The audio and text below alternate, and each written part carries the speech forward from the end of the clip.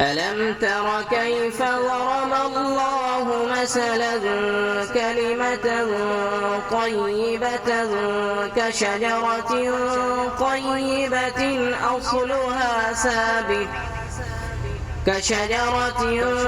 طيبة أصلها ثابت وفرعها في السماء تؤتي أكلها كل حين بإذن ربها ويضرب الله الأمثال للناس لعلهم يتذكرون ومثل كلمة خبيثة كشجرة خبيثة اجتثت من فوق الأرض ما لها من